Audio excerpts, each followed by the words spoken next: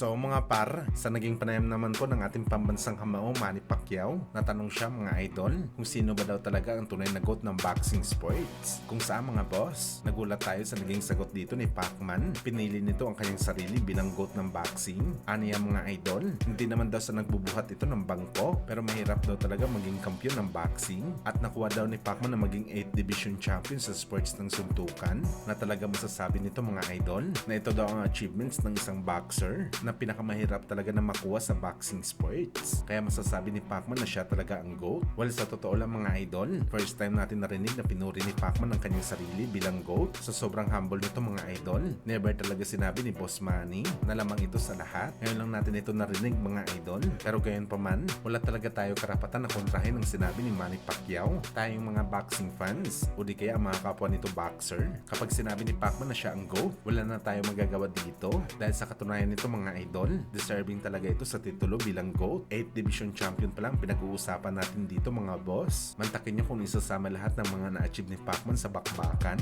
bilang pinakamahusay na flyweight fighter hanggang sa pinaka-the best na welterweight, talagang kahit sino walang karapatan na kontrahin si Pacman dahil meron talaga ito resibo bilang maging GOAT ng boxing.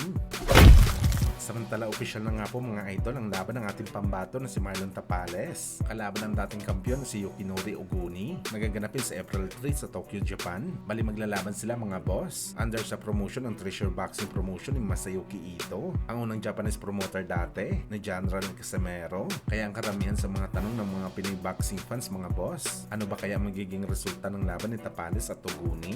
Makakaya ba daw ni Marlon Tapales na sibakin itong si Oguni? Ang bagay na hindi nagawa ni Cuadro Alas matapos maging draw ang laban nito kay Oguni. Well, para sa totoong prediction natin mga idol, walang halong plastikan. Tiyanta natin bibiyakin talaga ni Tapales itong hapon. Iba na kasi ngayon ang bagsik ni Tapales. Meron talaga rason mga boss kung bakit ito number 1 sa likod lamang ni Naoya Inoue sa 122 pounds. Pero hindi ibig sabihin nito mga idol na kaya in-knockout ni Tapales si Oguni. Mahina na ang galawan ni Casimero dahil hindi niya ito nagawang in-knockout. Marami na pinagdaanan na mahirap na laban si Oguni mga boss. Kabilang na nga dito sa laban kay Pilipos Ngitomba. Kaya magkaiba talaga ang laban ni Casimero kay Oguni kumpara sa paparating na laban ni Tapales kay Oguni. Sa kabilang banda naman mga idol, prangka nga po na sinabi ni Terence Crawford na ang dahilan daw mga idol kung bakit umayaw ito sa rematch kay Canelo kahit bigyan pa ito ng $100 million. Hindi dahil natatakot ito mabawi ang kanyang panalo kay Canelo. Hindi daw siya natatakot na kalabanin si Canelo dahil tinalo niya na ito sa bakbakan. Kaya pa daw nito lumaban sa $100 million pero hindi na daw nito kaya mag-training sa $100 million. Walang problema daw talaga kay Crawford na lumaban. Sumusuko na talaga ito sa training. Hindi na daw talaga kaya ni Crawford mag-training kagaya sa training nito dati at delikado daw ito para sa kanya mga idol dahil kailangan talaga nito ng matinding ensayo para sa laban nito kay Canelo Alvarez.